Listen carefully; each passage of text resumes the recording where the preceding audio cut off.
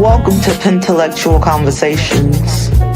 You've just stepped into a space where the mind meets the soul. A place where poetry and conversation collab to form a silky, smooth vibe that flows like smooth jazz. Dope poetry, deep dialogue, and unapologetically real energy. So pour your favorite drink, light one up if that's your rhythm, and let the world outside melt away.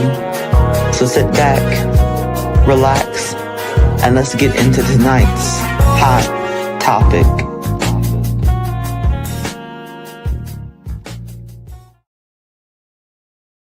What's good? What's good? What's good? Welcome to another episode of PenTellectual Conversations. I am your host, Paul Cram the Poet. And tonight we got a walking revelation coming to the room. We got the soul singing, noise bringing, bell ringing, eighth wonder of the world, the Rare Epiphany. She's a poet who don't just spit bars. She breaks barriers. A singer who heals frequencies, a parent, a chef, a scholar, a proud honey dripper, legendary poetry collective member, and a founding flame of the Sunrise Scribe Tribe. She's dripping wisdom, flavor, and fire, a true love of the art and the artist. And when she speaks, you feel it before you even hear it. So sit back, lean in, let your spirit catch what your ears might miss, because Rare Epiphany is now entering the conversation.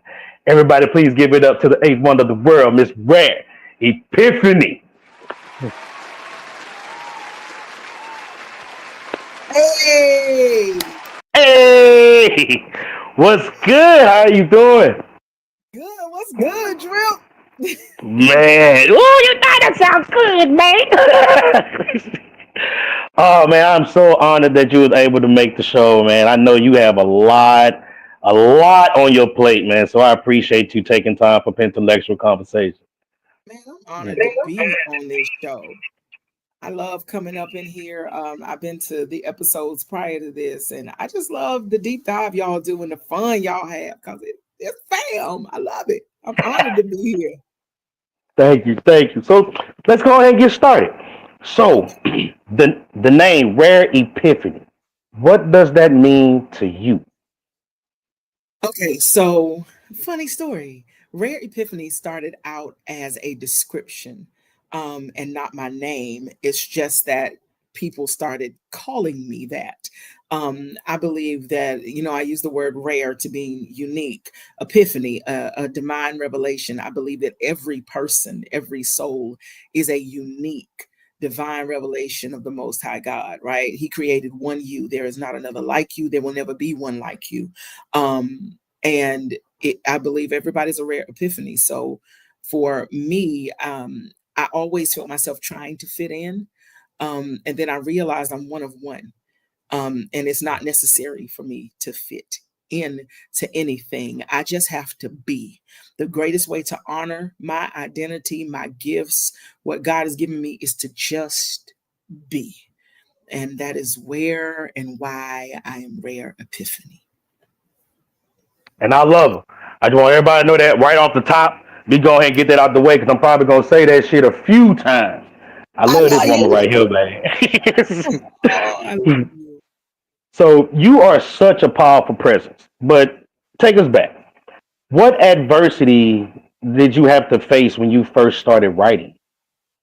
Oh man, so I started writing so young. Back in the days of diaries. I had a diary that I With used the to lock keep. on the thing and shit? You had a lock on it? What? The Lisa Frank pencils? It's like D. Like if you see this, close your eyes and tell it to. I still have that diary to this day. It was a little red diary that I had, and it was a way for me to write down everything that I could not say. Um, I am very open about some of the trauma of my childhood, and when I could not say anything to anyone, and when no one would listen, paper did. Paper listened. Paper didn't judge me. Paper made my feelings real and things concrete.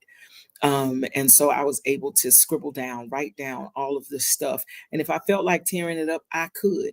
If I didn't want to, I didn't have to. It was me and my paper.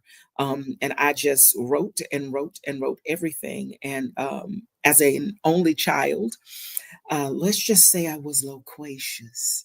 I talked a lot. And that was really about, I didn't have anybody, right? And so I would, make straight A's in school. And then, on the report card, I would have like N for conduct and like needs improvement. And it would say talks disruptively. And the thing was this is one, you're not challenging me. And two, I'm by myself all the time. You can't give me the gift of a classroom full of people and think I ain't gonna talk to them. So to keep Man, myself out of trouble, I just kept writing.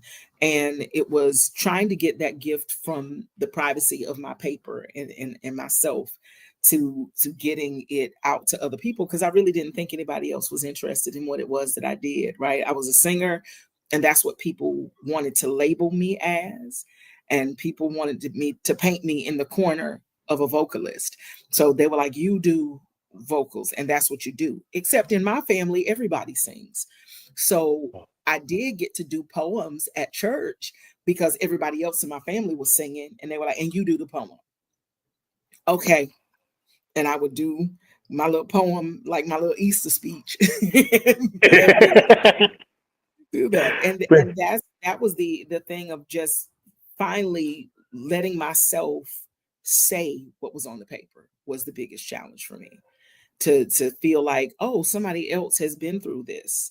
Like somebody else knows what this feels like. Like I'm just not speaking for me, that I'm not by myself in my experiences.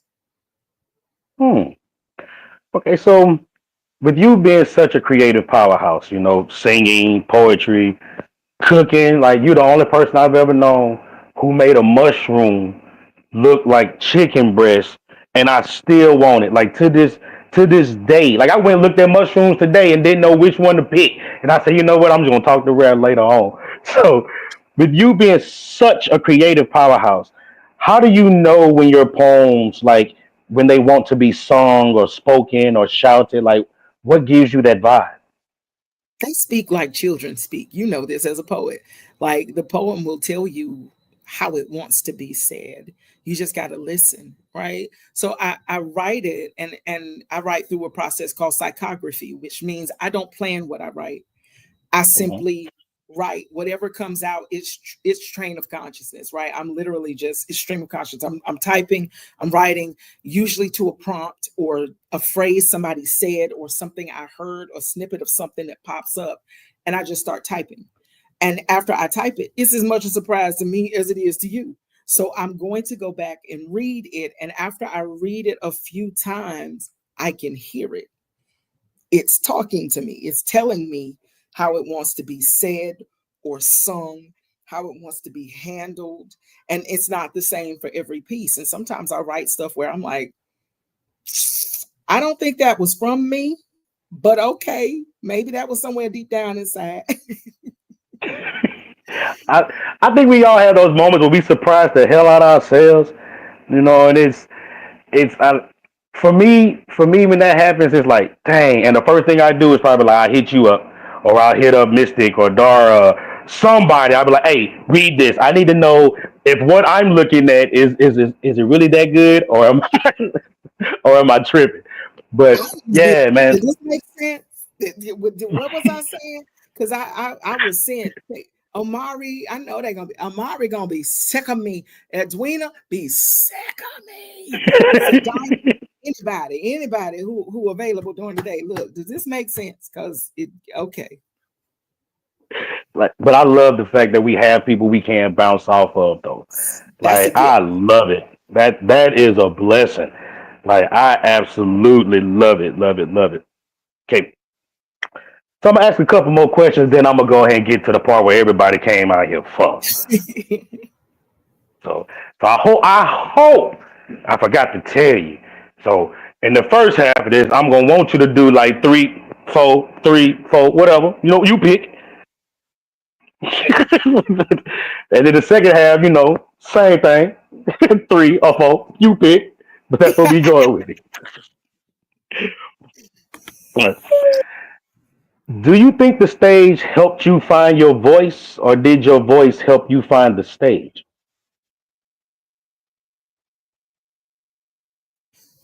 My voice helped me find the stage Okay. because one of the things I've always wanted to be was authentic. Mm. And I wanted to be accepted for being my authentic self. And I don't have it in me to be fake enough to fit in. And so I figured that if the Bible is true and if God is God, then he said Rehoboth, which means your gift makes room for you.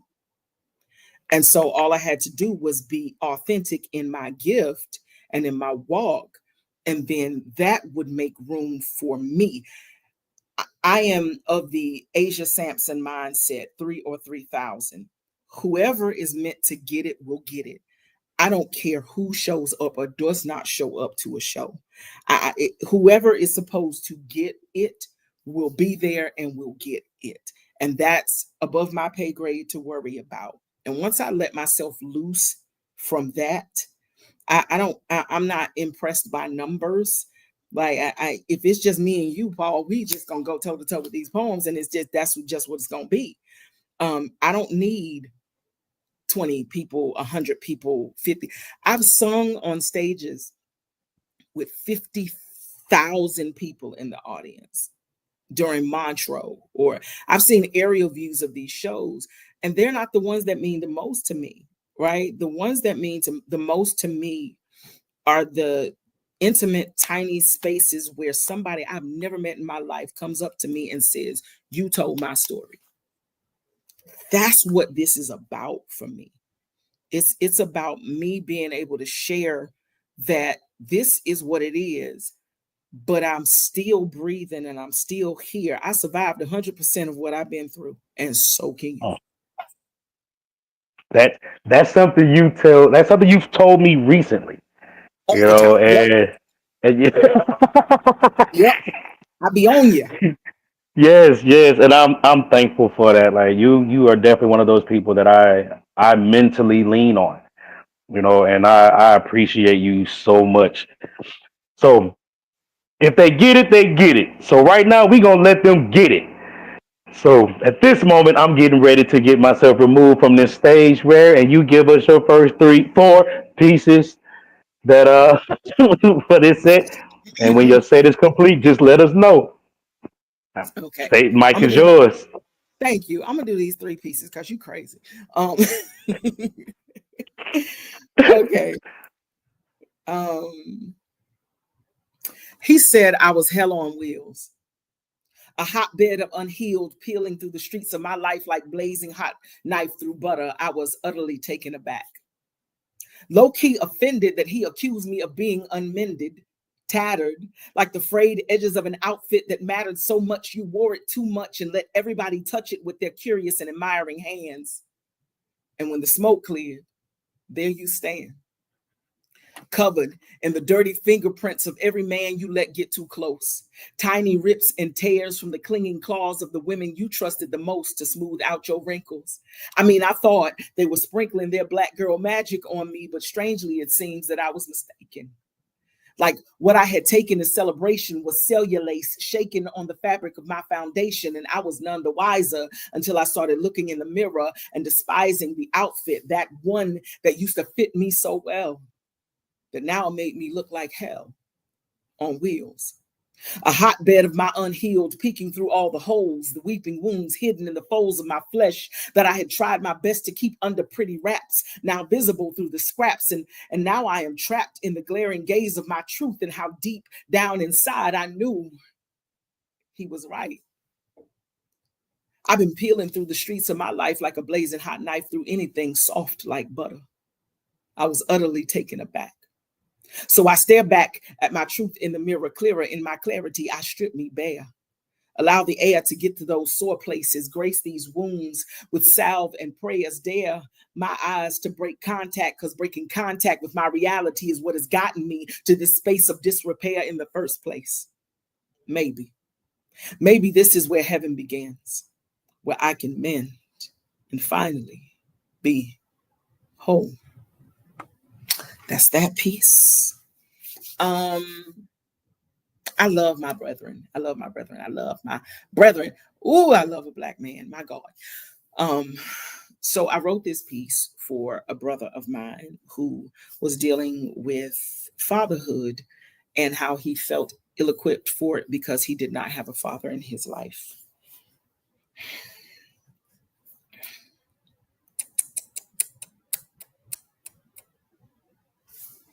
Demended.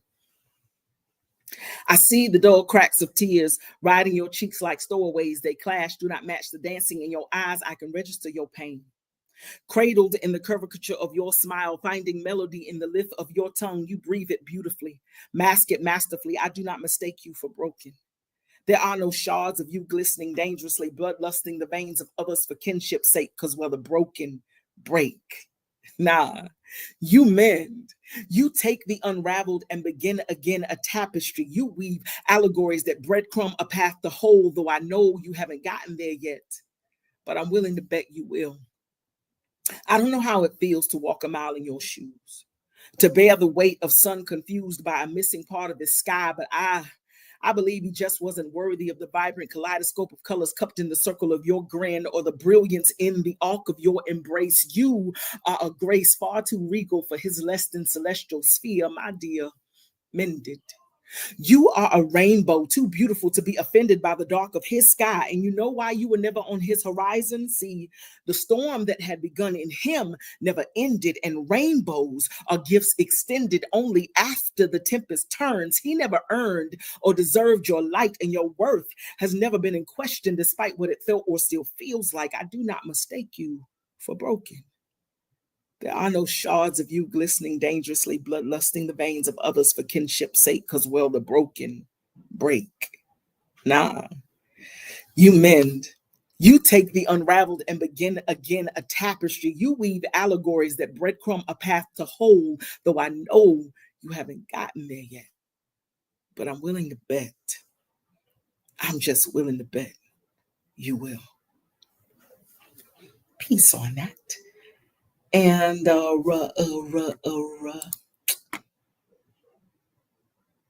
gonna do this piece.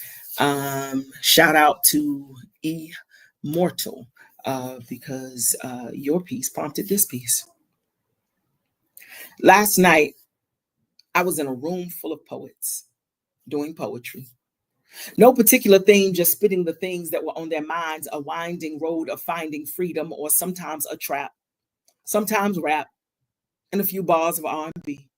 The beauty for me is often in the conversations interlaced in between, breaking down the messaging, finding the juicy tidbits hidden in corners and creases. There was this piece where the poet E spoke of the pursuit of their person, rehearsing the language and movement of completion when you reach them, and the lights dimmed and flickered in my consciousness, wondering if this rainbow pot of gold myth ever existed for hood chicks turned modern mystics, or if it's just linguistics posed to present a specific and beautiful aesthetic, just a picture show. But it couldn't be, right? Because I know too many people who lay down next to their one. And now my mind runs in circles trying to wrangle a clue to the mystery of what do you do when it feels like you don't have a person, you have a purpose. To live your life in service to solitude, to heal the bruised and broken while choking on your own blood-soaked tears, to rear the abandoned and motherless just so they can abandon and deny your mothering when your calling is a covering of cobwebs, smothering the depth and breadth of your womanhood so thoroughly that your epitaph will read, she was a nurturing, nourishing auntie A throwback to black and white film Mammy, loving but never loved, respected so much it seemed disrespectful to touch her in any way except matronly. She feeds body and soul and knows how to activate your inner light, not the life of the party, just the food for thought, making a hearty meal of medicine to inject in your heart and mind to help you find your faith even when she is losing her own. I'm on this phone listening to these poems, rambling on mute about what do you do about some shit you know you don't know what you gonna do with. And ironically, this is the peace that I find in poetry. How it lets me wander through the junkyard of my feelings while simultaneously healing, just looking at the pigsty that used to occupy every corner of my mind, dealing in the best way I know how, through the power housed in another man's pen, considering the possibilities in the doubts housed in my own. Peace.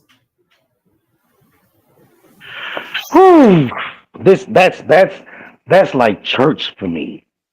Like listening to you spit is like is equivalent to my grandmother couldn't wait to Reverend Grandma get to preaching without all the extra dancing. Like it's just like this. That's like church for me, man. That wow. Well, one more time, man. Rare Epiphany. Let's get them applause going. One more time for Rare Epiphany, man. Thank you. Okay. So I'm gonna ask a couple more questions before we get to the music and our musical guest tonight, Rare.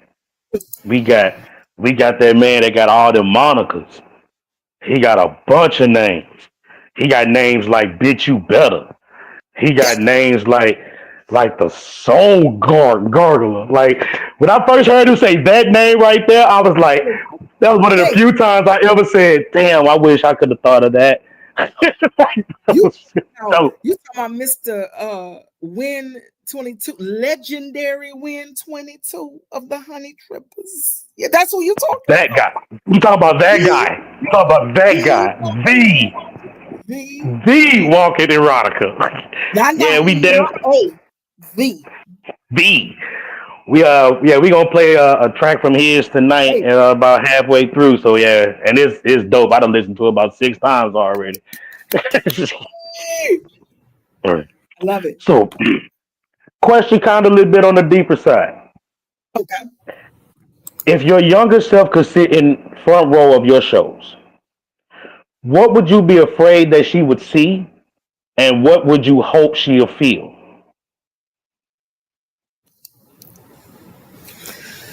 Let's see. I'm not afraid of her seeing anything.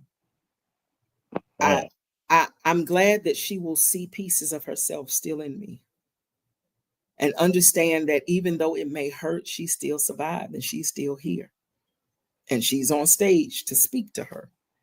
I don't think I'm afraid for her to see anything. What I want her to feel is that you can survive, you can thrive, that you can love and still be loved in spite of everything going on in her life, that there is hope, there is love, there is life after all that mess.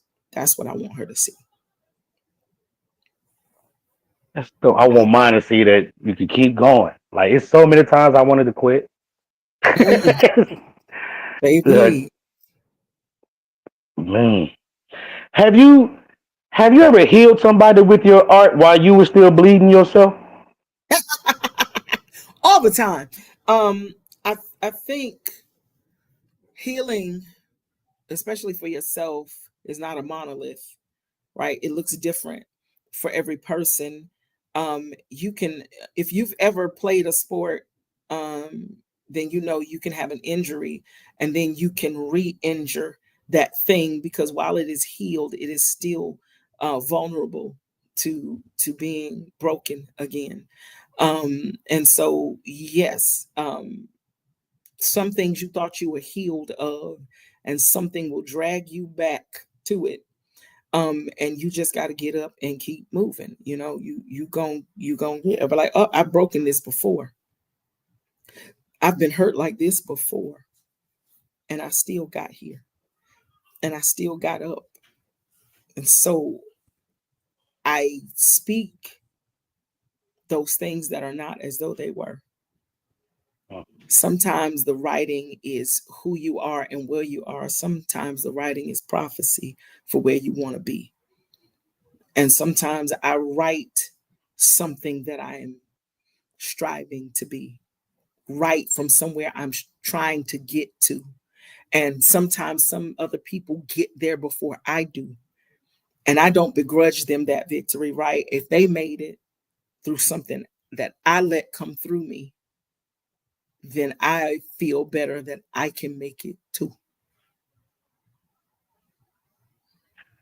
I feel like you talking to me. I understand these are just questions, but I feel like in your own way, you driving points home that you've told me about already in my inbox. And all I'm gonna say is yes, ma'am. All I say is this is that um there's a song called We Need a Word from the Lord, right? And it what it is this. I let come through me what needs to come through me. And if that needs to be for you, then I'm gonna let it come through me and it's gonna hit you and it's gonna hit whoever it's supposed to be for. Because I need to hear it, right? There are things I need to be reminded of because stuff get hard, stuff get crazy. It ain't no punk out in these streets, right? But it's like reminding myself that I can get through it, right? That there is there is hope, and even if you get knocked back down, you have the wherewithal to get up and keep moving forward. You got there before. What's to stop you now? Mm, man. I'm gonna get one more question in, You and then know, we go like you got me in my feels, man. Okay. What's one rare epiphany life gave you through struggle? Something you couldn't have learned any other way.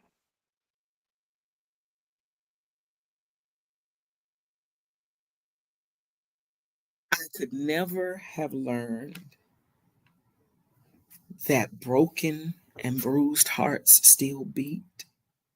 Mm, That no matter how torn up and messed up you've been by a person, that forgiveness is not about you.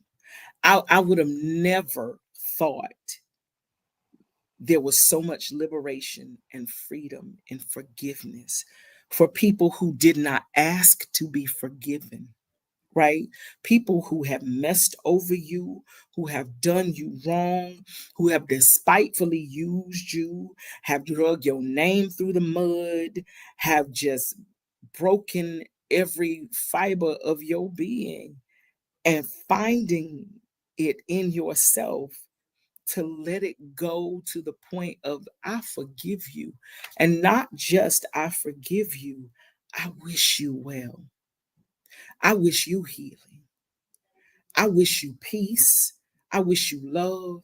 I wish you happiness. And I let that go because it really is that kind of unforgiveness is really drinking poison and expecting the other person to die. That mm, it doesn't work, right? It doesn't work. Let it go and live your life. I don't have room for that kind of negativity in my spirit. I don't have it. Um, and that lesson has always been taught to me, not necessarily by trauma, but by physical illness. Being diagnosed with cancer, not once but twice, and really facing your own mortality puts a different lens on life and how I want to spend it.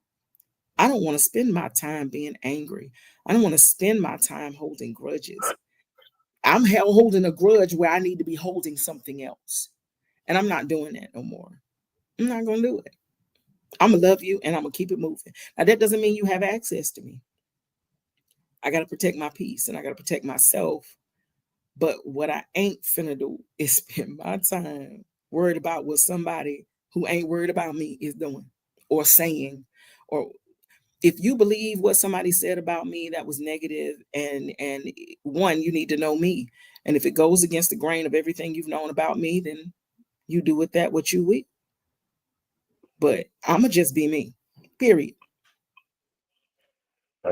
Fair warning to anybody out there. If you do have anything negative to say about that woman, I suggest you say that shit in a dream.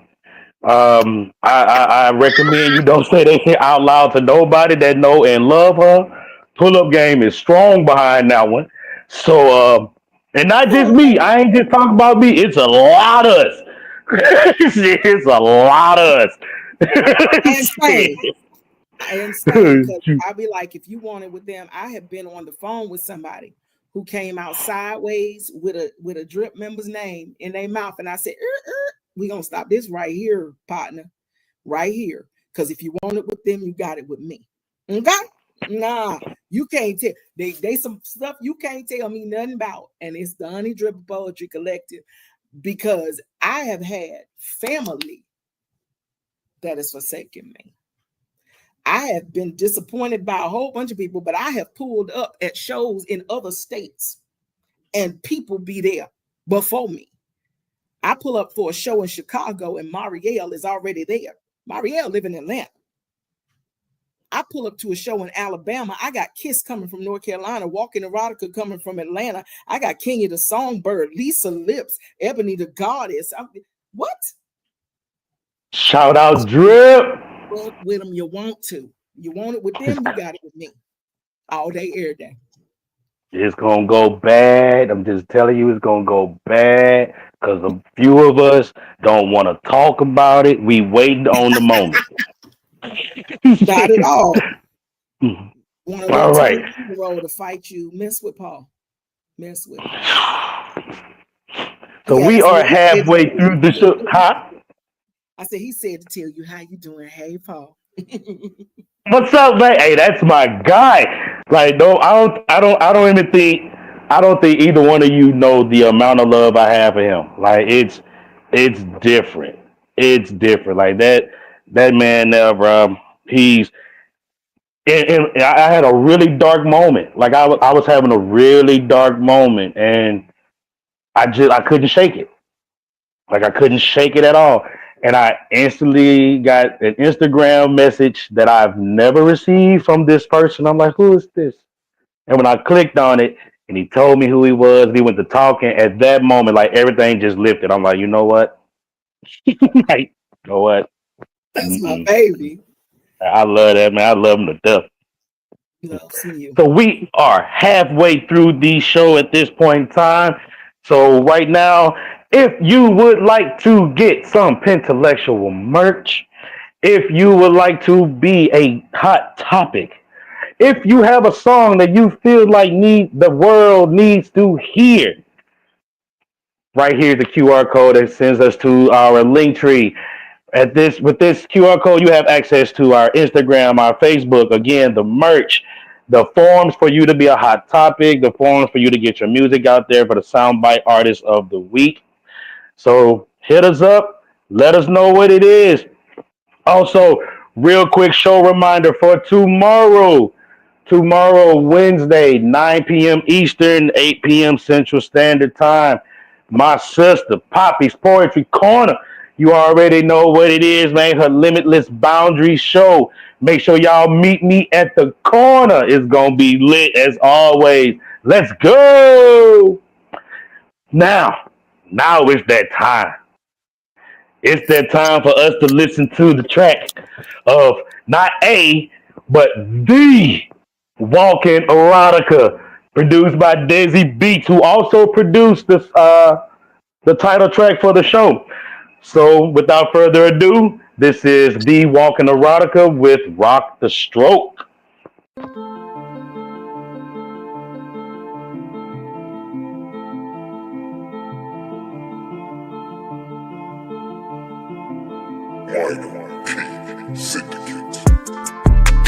Drown me, baby, I ain't tryna float. Swallow all the way, so I don't need a boat. I hold you close and fuck you, licking on your lobe. Dick got a curve in it, don't interrupt the stroke. Go ahead and choke me while I put this all on you. Sweet title when you say it's all for you. I know that you need it so for you. So come out of my bitch, yeah. Lingerie, dark blue and gray. I like We got the prices, all ranging prices. We fuck some fishes, but not my intention. Let's slow it down a bit, I'm on a mission. I kiss your head, your lips, your neck, your shoulders. Kiss on your titties, kiss your stomach, flip you over, yeah. I'm dripping the moors right down your spine. You tell me to wait, take a sip of wine. I straight in your waist, then you start to grind. I tell you the pace, cause you out of line. I kiss your ass down till you late until they open. You sit on your knees, begging me to come and stroke it. I do a face plant up in that pussy, suck the lotus. I got that left leg shaking, and you can't control it. Drown me, baby, I ain't tryna float. Swallow all the way, so I don't need a boat. I hold you close and fuck you, licking on your lobe.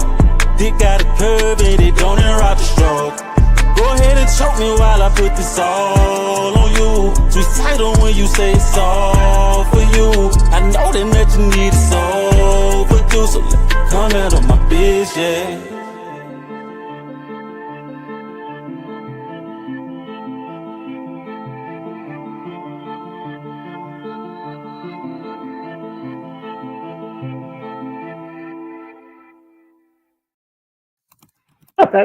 That fucking robot kills me, man. Oh shit. That was the walking erotica with Rock the Stroke, man. How you felt about that one right there? I was bopping over here. I was like, wait a minute, hold on. I was like, what the left leg shake? Come on now. Wait a minute. Hey man, that's bad. Like that dude got away with words, bro. Like, Yeah. Dude, I love my brother. That was a dope piece. I love it. I love it. I'm finna fight him because I should have heard that first. I'm gonna fight him. if anybody out there is looking for any tracks to be produced, he is one of the sponsors of the show with Desi Beats. Like I said, he also produced the track for PenTellectual Conversations. So hit up his IG at The Walking Erotica and let him know that you're interested. And I'm telling you right now, the pricing is phenomenal and the quality is second to none. Okay, so now let's get back into these questions that I have for the Rare Epiphany. Yeah, a lot of poets, me being one of them, take our pain and turn it into art. Do you write more from pain or from power, or are they one and the same for you? One and the same because pain is power, right? I think one of the things that I learned, am learning, continue to learn, is that you cannot fix a thing until you acknowledge a thing exists, right? Oh. And so a lot of times in our day-to-day life, because we got to do life, right? We got to work, we got to do all these things, that we don't take the time to acknowledge our hurt. We don't take the time to acknowledge the broken things. We don't take the time to acknowledge, you know what, this is fucked up and I don't feel good about it. I'm angry about this, or that we don't take the time to nurse those wounds in the way they should be nursed. As a poet and as an artist, what we get to do is pour that pain into something productive, right? And you would much rather me talk shit than go and do some stupid shit, right? So I and will and have, but getting better at keeping it all copacetic. But yeah, there was something powerful about acknowledging your brokenness, right? That a lot of people hide in this guise of perfection. They hide in this guise of everything's fine, I'm good, it's all great. There is something brave and fearless about really, I'm fucked up, right?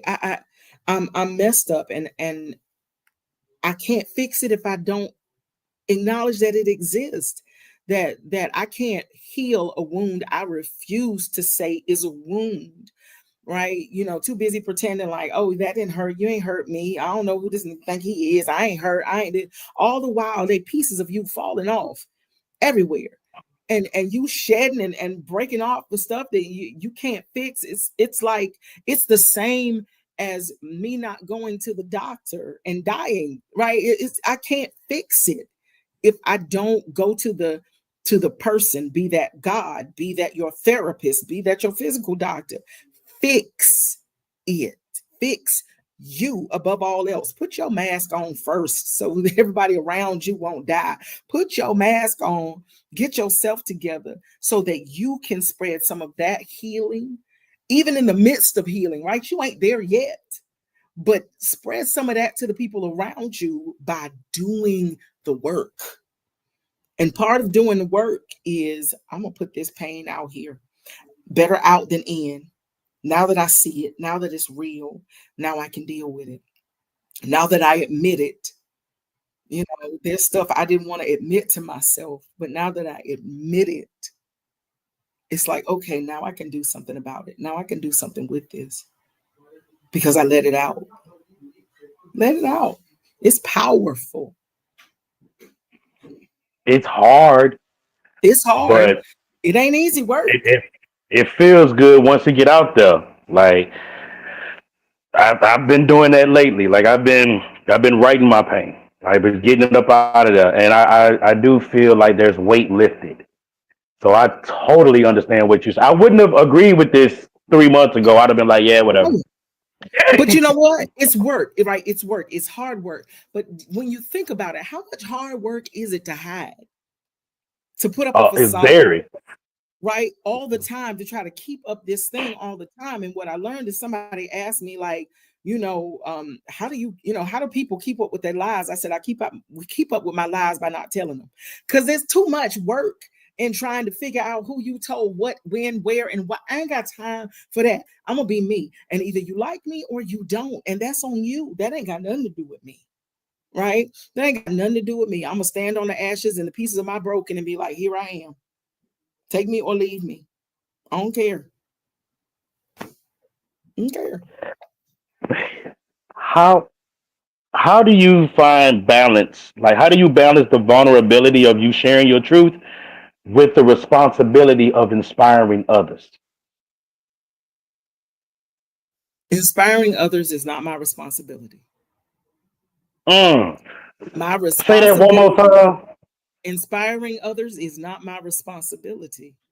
All right. It's not. It's like people saying I'm doing God's work, when that's why it's messed up. Because if God needed you to do the work, then God ain't God, right? He don't need me to do the work. He needs me to do the service, right? To be in service to the work. And so the thing is that I tell my truth. The reason I tell my truth is because my truth is not just mine. It's somebody else's truth too. And there's an old song. Ooh, Lord, I'm about to tell my age. There's a song that was, last night a DJ saved my life, right?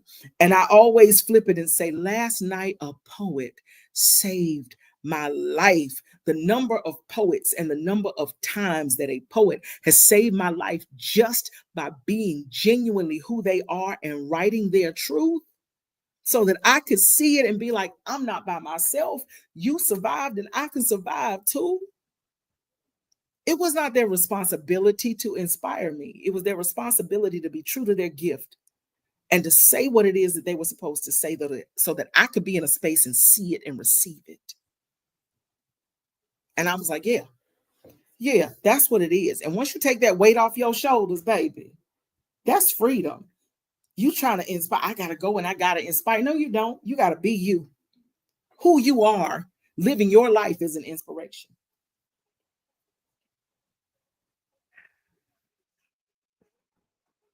That's a prompt.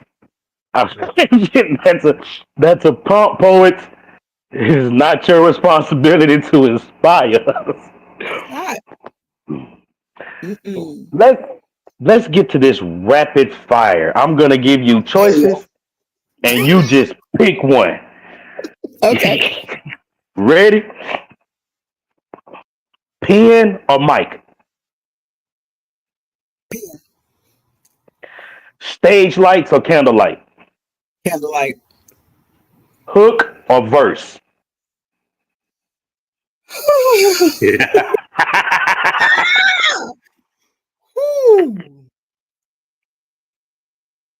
Verse. Write at sunrise or create at midnight? Oh, sunrise scribe all day. First line or last line? First line. What's your biggest creative turn on? Biggest creative turn on? Authenticity. If your art had a scent, what would it be? It would smell like money. If feelings had a texture, what would love feel like in your hands? Love in my hands would feel like water. Ooh, I like wet. Like, oh, right. So now I'm about to ask you something random as hell, ain't got nothing to do with nothing, and then I'm gonna let you bless the people again. So, if aliens landed tomorrow and asked you to perform one piece to represent Earth, what you hitting them with?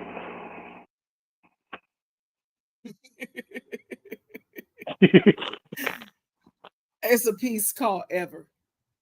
And it's either gonna be Ever or He Said, She Said. It's gonna be one of them two.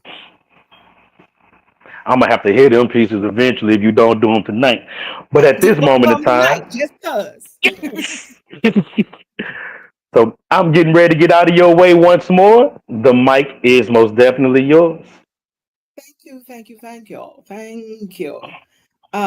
Since we talking about Eva and He Said, She Said, we're gonna go with He Said, She Said. She said, he said. A legacy of talking and not listening, a history of words rearing their ugly heads naked with no context, just out here exposing themselves and us. Like our minds ain't full of wanderlust, ain't prone to treat words like they were thrown confetti or tiny puzzle pieces we can linguistically exegete into whatever we wanted to expect it or expected to hear. We revere the said, are so careless with the heard. Even though it has been keenly observed that wars over words can often come down to selective and biased hearing, contextualization disappearing in the abracadabra of misunderstanding, we don't often say what we mean or mean what we say, at least not in the way it was said. She said, don't ask me to smile. That's what she said. What she meant was, if you had walked a mile in these heavy ass shoes on my feet, felt the utter completeness of my exhaustion, understood that I've been forced to grin and bear too many things, witnessed the sugar of my dreams turn to shit so quick it made my head spin, then you would comprehend that when not in the minstrel show stage, caged in my corporate prison, I don't owe men, women, anyone the lie of my smile. I will take a little while to be the mad and angry that I am. Give no damns about your desire for my face to be graced with a happiness I ain't got and you ain't planning to give. All he could hear was fuck you. All he could feel was the vitriol and shrapnel without recognizing he was collateral damage in a battle he was not privy to. And when he said, you bitch, what he meant was, I have spent the whole of my adult life trying to find the sunshine of a smile I feel safe in, a grin that could cradle me, rock me in something better than despair and grief, something that offered relief to a soul trapped in a body controlled by post-traumatic reflex, hexed by the maligness of melanin and masculinity, a most deadly of combinations. My patience for misunderstanding, meandering down a dead-end street of depleted, sick of asking for the smile, the sunshine I need, and constantly being denied like I am asking for too much. So when she said, don't ask me to smile or fuck you, whichever of the two I heard, it hurt. But I am a man and I cannot admit I hurt. So I convert the energy into the combine of my heart to anger and a dangerous brew of broken and the itch of denied addiction, a need for love covered in black woman teeth beneath the upward arch of gloss lips that I can slip into and feel something like whole. You, bitch, holds tears smeared in the excrement of a life lived in fear and craving. We are all behaving based on listening and not hearing, looking at but not seeing.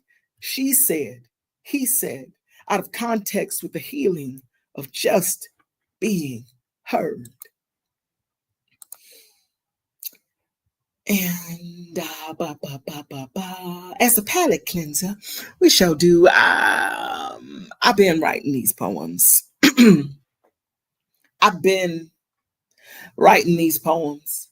Before thoughts could fully form in my head, they were cuneiformed on my flesh instead. I was a poem before I ever wrote one. Before the Wonder Twin power activate of fingers and stylus began to penetrate the furious fate of serving plates of my tectonic shifts as gifts to the shiftless masses, pass these juicy tidbits to the classless and classy alike. I've been writing these poems in teardrops and screams before I could shape shift and put all the shameful and shameless things into vocabulary, before I could reduce the big hairy monster in my bed into a single syllable silhouette in my mouth and then spit his ass out, before clowning on the stage or raging against any and every open mic night. These pieces been fighting for their life in my insides, vying for a chance to slide on these ops, stacked stock of locutions to pop the noggins of all my inner me's. I've been writing these poems, know them all by heart, even if my tongue expunges them from my conscious mind. I'm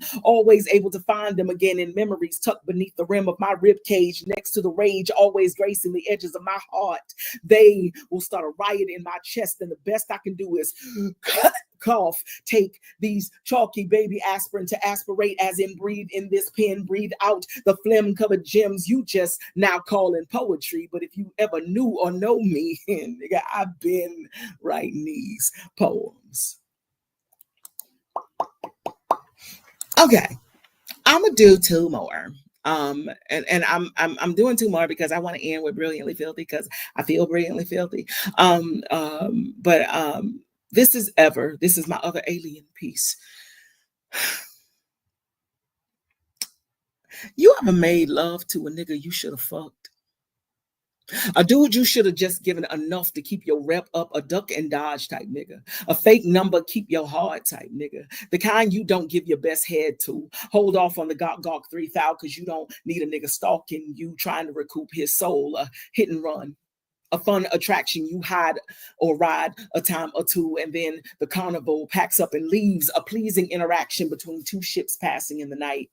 But you, try as you might, you just couldn't resist soft bites on his neck and collarbone. Kept whispering sacred songs of sweetest solace along his throat chakra, chanting down Babylon while you rocked him into the deep of wide awake, a peace and pleasure that makes a grown man cry. And then you had the nerve to lick every tear that fell from his eyes, kissed his lips and eyelids, brushed fingers over the hidden lens of his third eye, then sighed him a lullaby that reminded him to dream in color. Honored the mother magic patched in his mental, gentle with his soul, even when rough with his body. You were a healing hot toddy when you should have been whiskey. Fireball, incinerating all feelings in the gasoline of giving fucks with zero fucks given. You supposed to be living for the moment, but you got a penchant for longevity. And now this nigga, he at your table, eating deliciously prepared pescatarian and plant-based nourishment ladled from a spoon labeled love, humming and kicking his feet from the love that should have been a fuck.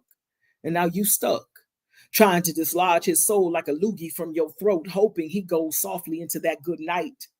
And I realized that I just might be a fuck boy in female clothing, or a medicine woman, only knowing the ways of lovemaking, never made for things like random fucks. And damn, that's fucked up.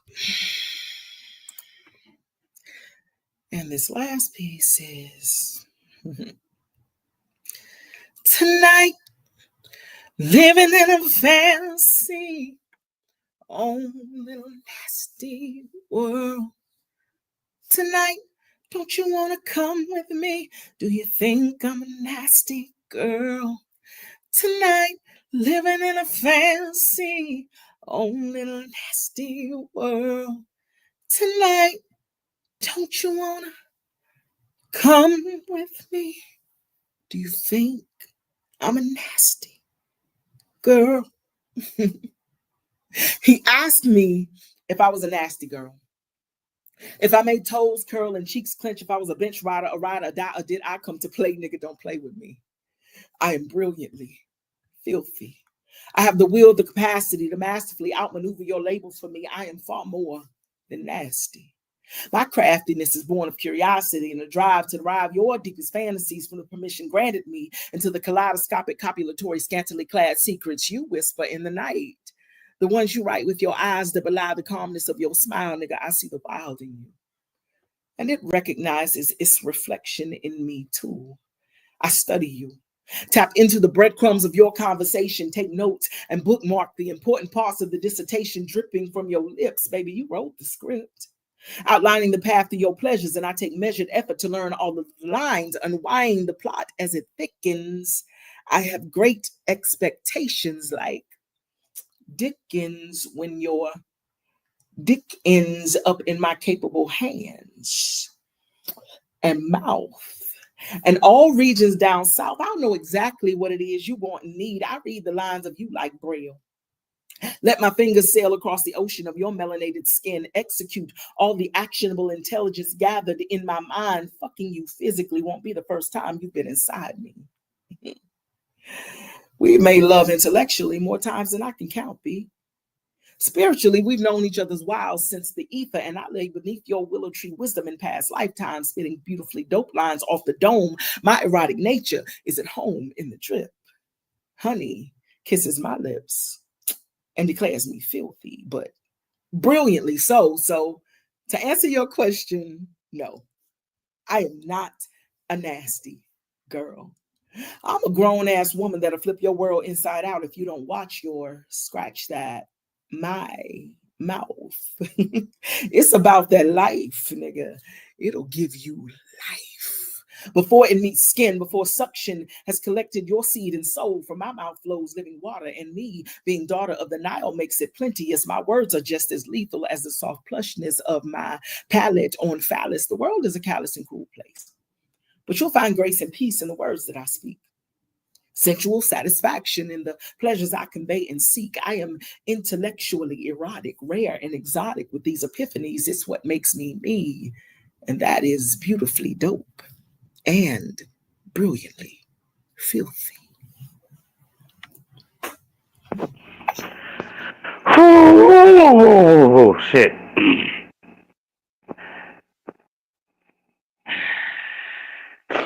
See, I'm innocent. you who? I'm innocent. Rare live in the convent. I don't know what you're talking about. You innocent. I don't know about innocent. Shit. Shit. Damn, Rare. Like, I didn't know how to sit off. I really forgot that I was still on the stage until Dar said not toss to the glasses. And I was like, oh shit, I can be seen. I'm glad I ain't do the other shit I wanted to do. Ooh, Lord. That made me want to get to know me.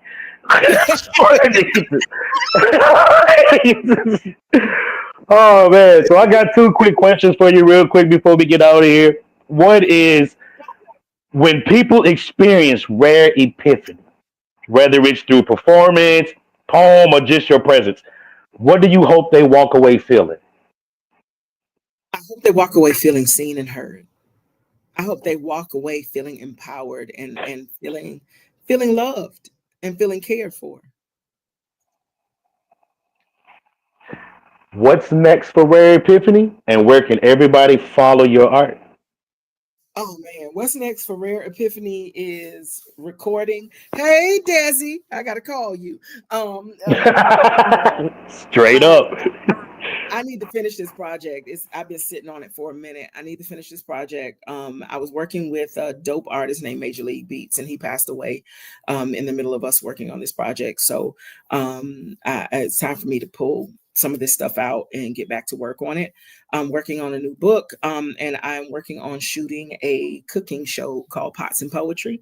And hopefully once we get everything settled in the next few months, you'll be able to pull it up on your streaming platforms and on the wonderful world of Roku. And yeah, I'm just gonna keep me and me. Keep taking care of my people and keep loving on people, keep writing, keep cooking, keep doing. So please tell everybody. Oh, yes. Yeah, I'm about to tell them. Instagram, Rare Epiphany. I am Rare Epiphany on the Tickety Talk. I am Pamela RareEpiphany Best on Facebook. I have a YouTube, so you can look at videos and all that stuff. And you can find all those links on my Instagram page. All right. If there are any other shout outs you would like to give, Rare, anybody you want to say hey to, anything, anybody want to bring on screen real quick? Shout out to my tribe. I didn't know I had a tribe until I ran up on the drip. And thank you, King Drip, for seeing something in me. Thank you for introducing me to my tribe with the drip, and for introducing me to my other tribe with Sunrise Scribe. That's all to the man, the myth, the legend, King Drip. Mojave Sundiate is the one who got me up in here. That's the reason I know. She said his whole name. She just said his whole name. Mm-hmm. Whole name. Say it one more time, because I think he in there right now. Say it. Mojave Sundiate Imi. I'm going to just call him Hive Rux, because I never say his shit right. I never say that right. I know I fuck that up. I fuck up burlesque. I still can't say that good. So thank you, Paul, for this. This was amazing. Thank you so much. Thank you. I love you, man. I'm so glad that you came out, and trust and believe this is not the last time. You definitely will have another conversation here with PenTellectual Conversation. Thank you so much. I love you. Mm-hmm. Much love. Oh man.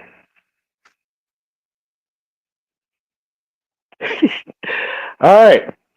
So before we get up out of here, I want everybody to know something. No matter how heavy life gets, no matter how far the finish line feels, don't stop pushing. This is a lesson that I had to learn recently. You know, you might not see the whole picture yet, but like Dr. King said, man, faith is taking the first step, even when you can't see the whole staircase. So take it one shaky, scared step at a time. This space right here is for all the warriors in quiet battles, all the dreamers who keep dreaming anyway. You ain't broken. You still building. Even broken color still color. This is PenTellectual Conversations, man, where dope poetry, deep dialogue, and unapologetically real energy live. So make sure y'all tune in next week when we have an incredible show. Our very own Yoshi the Dragon will be the special guest host for a very, very, very seductive show. I can't wait to just sit back in the background. I ain't gonna tell y'all what I think I'm gonna be doing, but I'm letting you know now, I'm gonna be doing it. Man, thank y'all again for coming out, man. This is Paul Cram the Poet, representing PenTellectual Conversations, telling y'all I love you. Make sure y'all tune in next week. We out. Thank you for vibing with us. We hope tonight's conversation inspired a creative spark in you. So go out and show the world who you really are. And we'll see you next time on PenTellectual Conversations.